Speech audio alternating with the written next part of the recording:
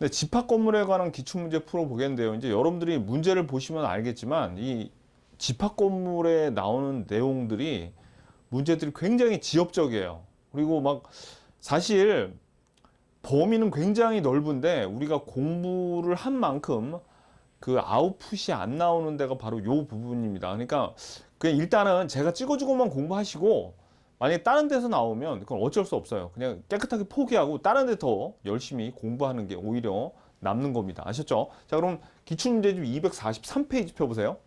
자, 1번 법률에 관한 설명으로 틀린 것은 1번 관리단에는 규약으로 정하는 바에 따라 관리위원회를 둘 수 있죠. 근데 규약에 다른 정함이 없으면 관리위원회의 위원은 전유 부분을 점유하는 자가 아니라 관리단이나 관리위원회나 둘 다 구분 소유자로 구성이 되어 있다 그랬죠. 그러니까 점유하는 자가 아니라 구분 소유자라 그래야지 맞습니다. 그러니까 답은 5번이에요. 그리고 관리인은 뭐 매년 회계연도 종료 후 3개월 이내에 정기관리단의 집회를 소집해야 되는 뭐 이거 중요하지 않은데 중요한 건 이거죠. 관리인은 구분 소유자가 아니에요. 그러니까 구분 소유자일 필요가 없어요. 요 둘은 구분 소유자인데 관리인은 구분 소유자, 반드시 구분 소유자일 필요는 없다. 요거 임기 뭐 이런 건 중요하지 않습니다. 관리인에게 부정한 행위가 있을 때는 각 구분 소유자는 관리인의 해임을 법원에 청구할 수 있다. 뭐 요 정도 하나 참고로 알아두시면 되겠네요. 그래서 답은 5번입니다. 2번 집합 건물 법률의 내용으로 틀린 것은 1번 전유 부분은 구분 소유권의 목적인 건물 부분을 말하죠. 맞고요. 2번 대지 사용권은 구분 소유자가 전유 부분을 소유하기 위해서 건물의 대지에 대하여 가지는 권리를 말합니다. 맞습니다. 이게 대지 사용권의 정의예요. 자, 3번 구분 소유자 전원의 동의로 소집된 관리단 집회는 소집 절차에서 통지되지 않은 사항에 대해서 결의할 수 있다. 요것도 맞고요.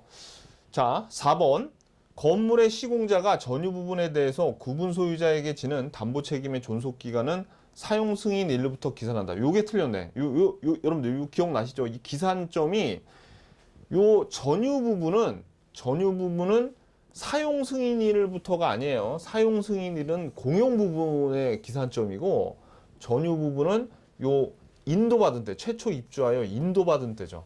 그리고 손해배상 청구권, 요 하자 담보 책임에 기한 손해배상 청구권의 소멸시효는 하자 발생 시부터 그때 시작되는 겁니다. 그러니까 요 답은 4번이고 기산점을 알아두셔야 돼요. 5번 대지 위에 구분 소유권의 목적인 건물이 속하는 한동의 건물이 있을 경우 대지의 공유자는 그 건물의 사용에 필요한 범위 대지에 대해서 분할 청구를 못한다 그랬죠. 여기 구분 건물이 있어. 구분 건물이 들어서 있는데 여기 대지를 분할을 하면 아파트는 공중에 떠 있으라는 얘기입니까? 그렇게는 안 된다 그랬어요. 그래서 답은 4번입니다. 3번 집합 건물에 관한 법률에 대한 설명으로 옳은 것은 1번 관리비 징수에 대한 유효한 관리단 규약이 아직 존재하지 않아도 엘리베이터 같은 거 돌려야 되니까 이 법상 관리단은 공용 부분에 대한 관리비를 구분 소유자에게 청구할 수 있다고 했죠. 없으면 원칙이 아니에요. 2번 대지 사용권은 법원의 강제 경매 절차에 의해서라도 전유 부분과 분리해서 대지 사용권은 분리 처분 안 된다 그랬죠.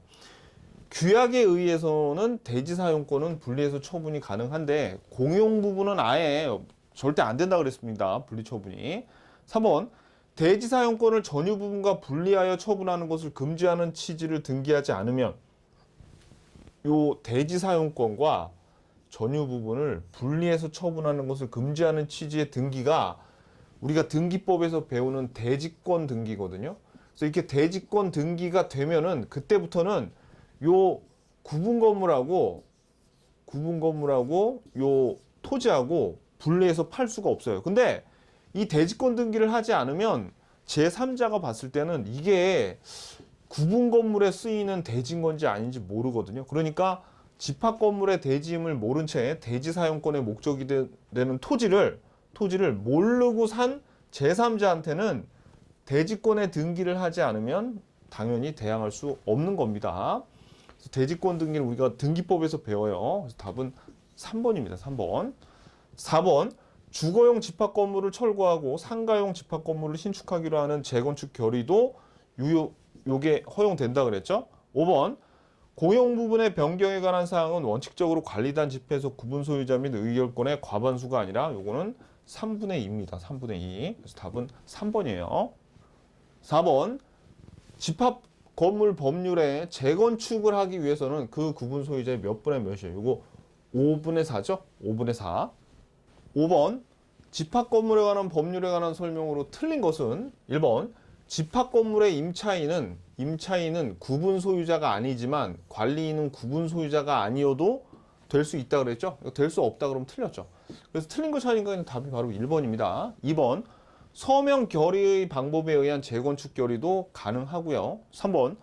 전유 부분에 설정된 저당권의 효력은 특별한 사정이 없는 한 대지 사용권에 미친다. 자, 이게 무슨 얘기냐면 우리 저당권에서 이런 거 배웠죠. 지금 여기 토지 임차권이 설정돼 있을 때 이 건물에 설정된 저당권은 요 토지 임차권이나 지상권에도 미친다. 이런 거 배웠잖아요. 마찬가지입니다. 구분 건물도 여기 지금 구분 건물이 있어요. 그리고 여기 대지 사용권이 여기 이렇게 연결이 돼 있어. 그래서 전유 부분이 팔리면 대지 사용권, 공용 부분도 같이 팔리는 거거든요. 그래서 요 전유 부분 요 건물에만 저당권이 설정돼 있으면 저절로 요것도 미쳐. 여기에 있는 대지 사용권 토지에도 이 저당권의 효력이 미쳐서 요 저당권의 실행으로 전유 부분이 요게 다른 사람에게 낙찰되잖아요. 그럼 뭐 요 대지 사용권도 같이 따라가는 겁니다. 마치 요 건물 따라갈 때 토지의 임차권이나 지상권이 그대로 같이 따라갔죠. 저당권의 효력이 미치니까. 그거랑 같은 얘기예요. 맞고. 4번. 관리단 집회는 구분 소유자 전원이 동의하면 소집 절차를 거치지 않고 소집할 수 있다. 뭐냐 한번 봐두시고. 5번. 공용부분 관리비에 대한 연체료는 특별 승계인에게 승계되는 공용부분 관리비에 포함되지 않죠. 자, 그래서 요거 기억하셔야 돼요, 여러분들. 특별 승계인에게 승계되는 게 공용부분의 관리비는 승계가 되지만 공용부분 관리비의 연체료는 승계가 안 돼요. 그리고 전유 부분, 전용 부분이 아니라 전유 부분입니다. 전유 부분의 관리비도 전유 부분의 관리비는 승계가 안 됩니다. 공용 부분의 관리비만 승계가 되는 거예요. 그래서 답은 1번입니다. 6번. 집합 건물에 관한 법률상 공용 부분에 대한 설명으로 옳은 거를 모두 고르래요. 자, 기억번. 관리단 집회 결의나 다른 구분 소유자의 동의 없이 구분 소유자 1인이 공용 부분을 독점적으로 점유 사용하는 경우 다른 구분 소유자는 공용 부분의 보존 행위로서 그 인도를 청구할 수 있다. 자, 요거는 좀 어려운 얘기인데 여러분들 요 구분 소유자 한 명 한 명이 다 어떻게 해서 지분, 대지 사용권의 지분권자이긴 한데 다 소수 지분권자란 말이에요. 그래가지고 다른 사람이 다른 소수 지분권자가 점유 사용을 하더라도 그 인도를 청구할 수는 없었죠. 소수 지분권자가 소수 지분권자에게 인도는 청구할 수 없고 방해 제거를 할 수 있었잖아요. 근데 인도를 청구할 수 있다 그래서 이게 틀린 겁니다. 그 판례가 기억이 나서 그거를 응용해야지 이걸 알 수 있는 거예요. 인도를 청구할 수 있다 그러면 틀려요. 그래서 기억이 들어가면 답이 아닙니다. 자, 니은. 자, 니은은 새로운 판례인데 지금부터 소개해 드릴 테니까 그냥 한번 봐두세요.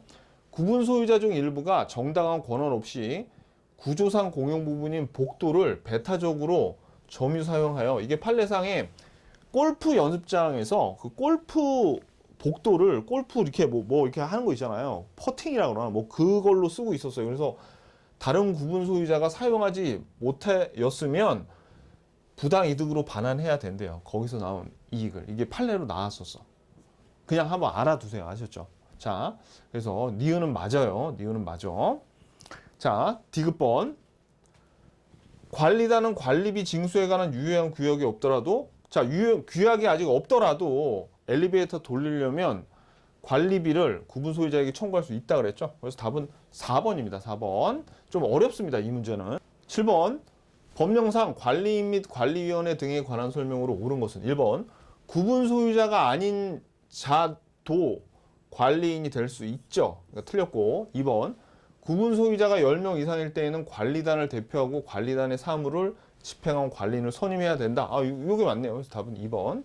3번 관리위원회를 둔 경우에도 규약에서 달리 정한 바가 없으면 관리인은 공용부분의 보존행위를 함에 있어서 관리위원회의 결의를 요합니다. 뭐냐면 관리인이 보존행위를 하려면은 관리위원회의 결의를 받아야 돼요. 왜냐하면 보존행위는 구분 소유자는 여기 지분을 갖고 있죠. 그렇기 때문에 구분 소유자가 여기 공유권자이기 때문에 구분 소유자는 각자가 보존행위를 할 수 있는데 관리인은 여기 구분 소유자가 아닐 수도 있다 그랬잖아요. 그러니까 구분 소유자인 관리위원회의 결의를 받아야지 할 수 있습니다.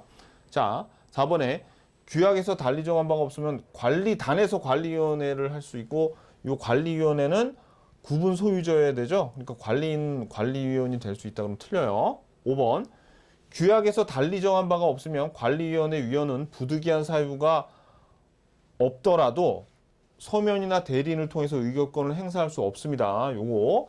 자, 이게 근데 이거는 하나 좀 알아둬야 돼요. 여러분들 우리 요 구분 소유자 있죠.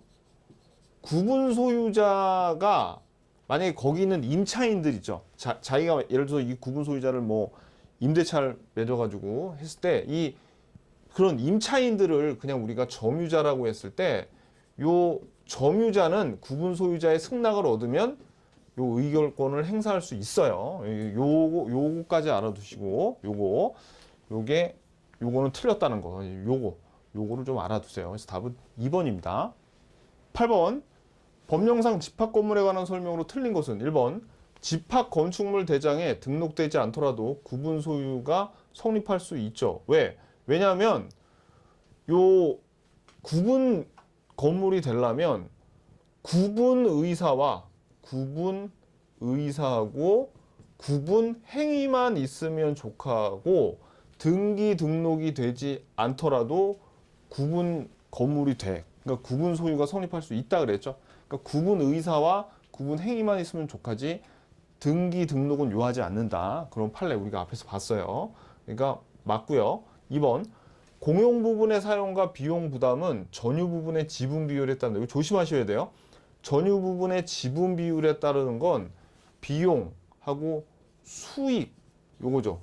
사용 수익하는 거. 그러니까 수익과 비용은 지분 비율에 따르지만 사용은 용도에 따라야죠. 용도에. 그죠? 요게 틀렸네. 그래서 답이 2번입니다. 3번 집합 건물의 공용 부분은 시효 취득의 대상이 될 수 없어요. 그래서 전유 부분이 시효 취득이 되면 공용 부분은 그냥 따라가는 겁니다. 4번 관리임 선임 여부와 관계없이 공유자는 단독으로 공용 부분에 대한 보존 행위를 이 봐봐요. 요 공유자, 그러니까 구분 소유자는 보존 행위를 할 수 있어요. 근데 우리 아까 7번에 관리인은 구분 소유자가 아닐 수도 있기 때문에 관리위원회의 결의를 요하지 않는다 그랬죠? 요거 비교해 두시고. 자, 5번 구분 소유자는 규약 또는 이 공정 증서는 중요한 게 아니고 규약으로서 달리 정하지 않는 한 그가 가지는 전유 부분과 분리하여 대지 사용권을 처분할 수 없다. 이게 틀렸다는 얘기가 아니라 이게 중요하지 않다는 겁니다. 그래서 대지 사용권을 규약에서 달리 정하지 아니하면 처분할 수 없죠. 그죠? 그래서 답은 2번이에요. 9번 법률상 집합 건물의 전부 공용 부분이 공용 부분입니다. 대지 사용권에 대한 설명으로 틀린 것은 1번 공용 부분은 시효 취득에 대한 소유권 취득의 대상이 될 수 없습니다. 전유 부분이 시효 취득의 대상이 되는데 공용 부분은 전유 부분이 시효 취득되면은 대지 사용권하고 같이 딸려서 같이 시효 취득이 되는 거지 얘만 따로 되지 않아요. 예를 들어서 엘리베이터만 시효 취득이 된다고 생각해봐요. 뭐 그럴 일도 없겠지만 만약에 그러면 그 아파트 엘리베이터 아무도 못 타겠죠. 돈 내고 타야 돼. 자, 2번 각 공유자는 공용 부분을 그 용도에 따라서 사용. 그렇죠. 이 사용은 용도에 따라서. 3번 구조상 공용 부분에 관한 물건의 득실 변경은 등기가 필요하지 않다. 자, 공용 부분에 관한 물건의 득실 변경은 등기가 왜 이것도 필요하지 않으냐면 전유 부분이 등기가 되면 저절로 이것도 그냥 따라오는 겁니다. 등기가 안 돼요. 공용 부분은. 자, 4번 구조상 구분 소유자는 규약 또는 공정증서로서 달리 정하지 않는 한 그가 가지는 전유 부분과 분리하여 대지 사용권 처분할 수 없다. 이거 맞죠? 아까 우리 8번에서 나왔던 질문이죠. 5번 대지 사용권은 전유 부분과 일체성을 갖게 된 후 개시된 강제 경매가 있어도 전유 부분과 분리돼서 처분될 수가 없다 그랬죠. 그러니까 답이 5번입니다. 10번 법률에 관한 설명으로 틀린 것을 모두 고른 것은 기억번 구분 건물이 객관적 물리적으로 완성되더라도 그 건물이 집합건축물 대장에 등록되지 않아도 구분 소유권의 객체가 되죠. 왜? 아까 나왔잖아요. 등록되지 않더라도 구분 의사와 구분 행위만 있으면 구분 소유권의 객체가 되죠. 그러니까 틀린 거 찾으라 그러니까 일단 이게 틀렸어요. 그러니까 기억이 들어가야지 답이야. 근데 지금 기억이 들어가는 게 없네요. 자, 니은번 집합건물, 구분건물 소유권의 특별승계인은 그 구분 소유권을 다시 제3자에게 이전한 경우 관리규약에 달리 정함이 없는 한 각 특별승계인들은 자신의 전 구분 소유자의 공용 부분에 대한 체납 관리비는 지급할 책임이 있죠. 그죠? 뭐는 없어. 근데 여기 우리가 앞에서 봤지만 공용 부분의 관리비의 체납은 내야 되는데 공용 부분 관리비 내 연체료까지는 낼 필요 없고 승계가 안 되고 전유 부분의 관리비는 아니에요. 조심하셔야 돼. 자, 디귿번 전유 부분의 그러니까 이거 맞으니까 이게 들어오면 틀리죠. 그러니까 답은 1번이네요. 전유 부분은 구분 소유권의 목적인 건물 부분을 말한다. 이게 정확한 정의입니다. 답은 1번이에요. 11번 법률에 관한 설명으로 옳은 것을 모두 고르래요. 기억번 각 공유자는 공용 부분을 그 용도에 따라 그렇죠. 요 용도에 따라 사용해야 되죠. 그러니까 옳은 거 찾으니까 기억이 들어가야지 맞아요. 기억이 들어가야지 맞아. 2번하고 5번은 답이 아닙니다. 자, 니은번 전유 부분에 관한 담보 책임의 존속 기간은 사용 검사일이 아니죠. 인도일이죠. 사용 검사일은 공용 부분에 대한 존속 기간의 기산일. 틀렸고. 그러니까 답이 아니야. 디귿은 사실 뭐 답 찾는데 도움은 안 돼도 디귿부터 볼게요. 구조상 공용 부분에 관한 물권의 득실 변경 그 등기를 해야 효력이 발생한다. 공용 부분은 등기가 안 돼요. 자, 구조상 공용 부분은 안 되고 규약상 공용 부분은 등기가 되긴 되는데 그건 등기법에서 배워야 되고 여기까지는 이제 요거 아무튼 구조상 공용 부분 등기가 안 된다는 걸 아셔야 돼. 리을번 분양자는 원칙적으로 전유 부분을 양수한 구분 소유자에 대하여 담보 책임을 지지 않는 게 아니라 분양자 그리고 시공자까지도 다 양수한 구분 소유자에 대해서 담보 책임을 지는데 분양자 시공자가 수분양자에게만 책임을 진다. 그러면 틀립니다. 그래서 책임을 져야 돼요. 구분 소유자한테. 그래서 리을도 틀렸네요. 그래서 답은 1번이네요. 1번. 12번. 법률에 관한 설명으로 틀린 것은 1번. 관리인의 대표권 제한은 자, 이거 1번 몰라도 됩니다. 그냥 이런 거는 넘어가시고. 2번. 구조상 공용 부분에 관한 물권의 득실 변경은 등기가 아예 안 된다 그랬죠. 그래서 등기의 효력이 생겨요. 자주 나옵니다. 이런 걸 알아놔야 돼. 자, 3번. 3번도 한번 나왔던 지문이지만 뭐 그냥 한번 보시고 4번. 일부의 구분 소유자만이 공용하도록 제공되는 것이 명백한 공용 부분은 그들 구분 소유자의 공유에 속한다. 이거 일부 공용 부분이라고 그랬죠? 정의는 한번 봐두시고 그 다음에 5번. 공유자가 공용 부분에 관하여 다른 공유자에 대해서 가지는 채권은 특별승계인의 이런 것까지 몰라도 됩니다. 자, 그래서 2번 요 답 하나 두세요. 자, 그 다음에 13번 집합 건물의 법률에 관한 설명으로 옳은 것은 1번 완성된 분양 목적물의 하자로 계약 목적을 달성할 수 없으면 분양 계약을 해제할 수 있죠. 담보 책임 틀렸고 2번 전유 부분에 속하는 한동 건물의 설치 보전의 흠으로 인하여 다른 자에게 손해를 입히면 그것이 어디에서 물이 떨어지는지 모르니까 새는지 모르니까 공용 부분에 존재하는 것으로 추정한다 그랬죠. 제가 요 천정에서 물이 새는 걸로 예를 들었었습니다. 이론 강의에서 2번이 답이고요. 3번 임대 후 분양 전환된 집합 건물에 대해서는 분양 전환 시점을 기준으로 하여 하자 담보 책임을 물을 수 있다. 이것까지 몰라도 돼. 자, 몰라도 되고 4번 분양자가 아닌 시공자는 특별한 사정이 없는 한 집합 건물의 하자에 대해서 담보 책임을 지지 않는 게 아니라 분양자, 시공자 둘 다 담보 책임 지죠.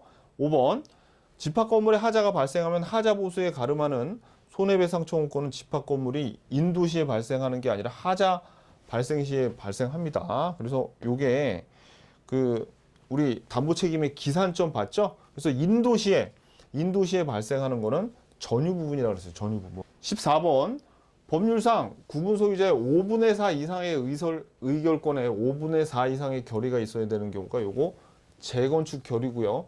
공용 부분의 변경은 3분의 2 그리고 나머지는 4분의 3이에요.